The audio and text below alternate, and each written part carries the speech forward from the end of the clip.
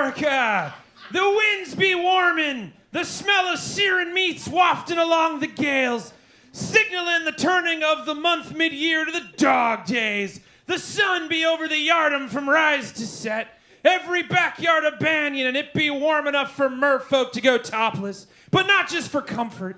Any two-legged land beast need not eyes to tell you that bonobos be the rig of the day. From Bannockburn to Wilmette to the shores of Winnetka, gaggles of stretch Riviera short-sleeve casual slim shirts are migrating south to Chicago to mate and then make their long journey back to the burbs. Oh, 'tis a sight indeed.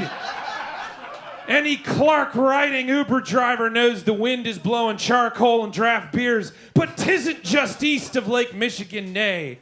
It be all over the land of America, for it is the start of July. Make a signal, boys! Blow the weekend herald! We set sail for a 3-day weekend. As it has been since the glorious spring of 1869, when a handsome young preacher from Boston named William H. Murphy scribed Adventures in the Wilderness, given leave for Americans to hike the Adirondacks and take their pleasure for the first time. Many a Monday weary worker have taken their makers, and it once again be time. Ye will take to the trails, brushing the arachnid webs from within your plastic REI co-op tankers and boning what biking gear you have left in the garage from the last time you deigned to hit the tandem. 42 million of ye, as it is predicted, shall brave the highways, jammed like mackerel in a Honda Odyssey. Nary a nutty nibby or mungie left in that one reusable Target tote bag deemed worthy enough for snacks when you make landing at Aunt Karen's driveway. Many of ye will take to the skies like Albatross in Banana Republic chambray shorts. 3.5 million of ye are expected to fly the holiday skies, braver than the sailor who climbs the futtock shrouds, and a rich one at that, for airfares have climbed 14% on average, quadrupling in some markets, and hotels are up 23% since 2021. And whence ye arrive at the airport, the lines alone will cause you to panic harder than Ted Cruz when he sees a Muppet get a vaccine. Speaking of cruises, this is your daily reminder that round the bend bilge called Ted Cruz be vaccinated himself. Double also, speaking of cruises, you will also take to the sea. Though the world was run aground by COVID-19, cruise ships are reporting record sales of fish-headed travelers. And the greatest of all is the British-American fleet of over 100 vessels over 10 different lines of pleasure and leisure, taking home 8.83 billion pay as they traverse the Ogden. Carnival Cruises has long been the argosy who leaves the rest in their wake eating nothing but the saltash luck since 1972. And though the drink has been warming thanks to the filthy belch of fossil fuels, bringing sharks to Long Island in an uptick not seen since before, forcing the Lido Beach Patrol to watch the beasts from the sky with drones, ye continue to take the waves. But hear me, the sky be red, and then he gets his gumpers whence thinking of the sea knows. That means take warning. America, hark ye! For though it be your birthday weekend, 'tis no time to vacation. Chamfer up and recognize 'tis a horrible time to be at sea. Look no farther than the tale of the mayhem on the magic. Thursday, June 28th, year of our Lord 2022. 'Twas around 4 bells at middle watch. That's 2 a.m. So, like, the way it works is you ring the bell for each half hour of the watch, and middle watch is midnight to 4 a.m. There. Now you learned something today. But hark! According to Teresa James, an agent of travel and witness to the tale I tell, near the ship's dance club and casino on the 5th floor, a great brawl began. At first a few, but then many soon more. Then 60 half-drunk with rage had taken to the dance floor, not to jig, but to joust, fists like flying cod. Their dance, a terrible violence, hypnotizing any who deign spy their sirens dodge. 'Twas no mere cag, says I. 'Twas a brawl indeed, accompanied by many a jobation and curse, the likes of which I shall not utter here. For times are hard enough indeed. 'Twould not be wise to invite a bane upon us.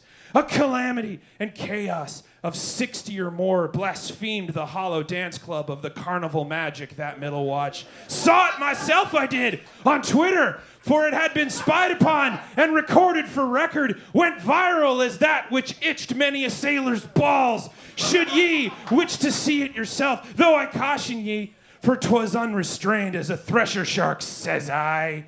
Beer bottles were broken, and the fracas moved to the first floor. Everyone a cutthroat, pillaging past Guy Fieri's Pig and Anchor, scaring the pork butt, and causing the Mac Daddy mac and cheese to burst into tears. Why, 'twas a sight none should have to see, let alone Teresa James, who said of it that it was, quote, ignorant fools acting stupid. Thankfully, the regulators were not totted nor playing at uckers and managed to quell the squall, eventually calling the U.S. Coast Guard to escort the magic to shore. Thems that began the fracas arrested when they pulled into port by the New York police. Whether arrests were made is not yet known, as they were technically on international waters, but be not at peace, for they are still hot with rage. And why, ye wonder? Why wonder ye at all? Why?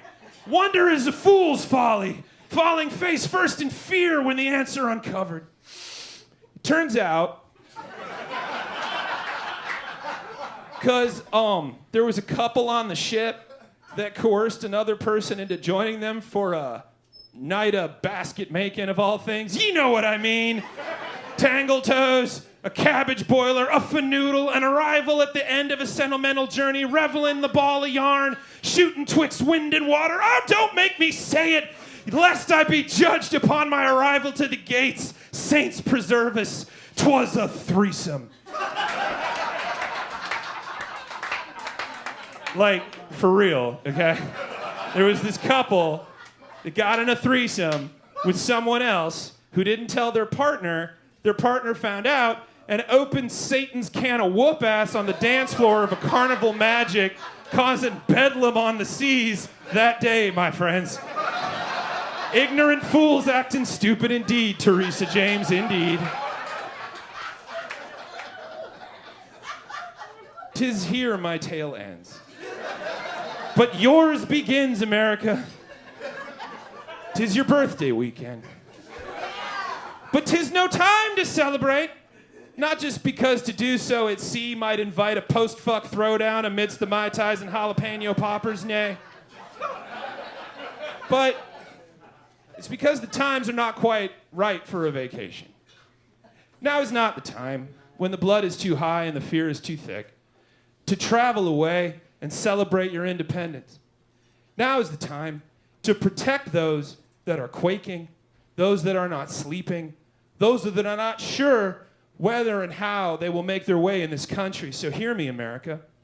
Find your family, find your friends, be the captain of your crew, and steer them to loving waters over this great weekend.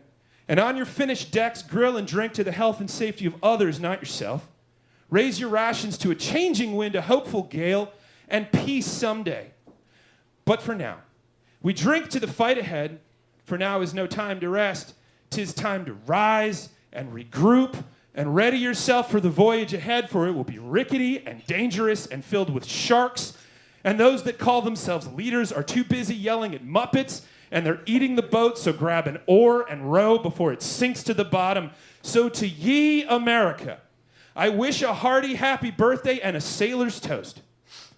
To ye, all ye, brave sailors still on this ship, it is up to us to bring her in. So here's to your health, steady as she goes.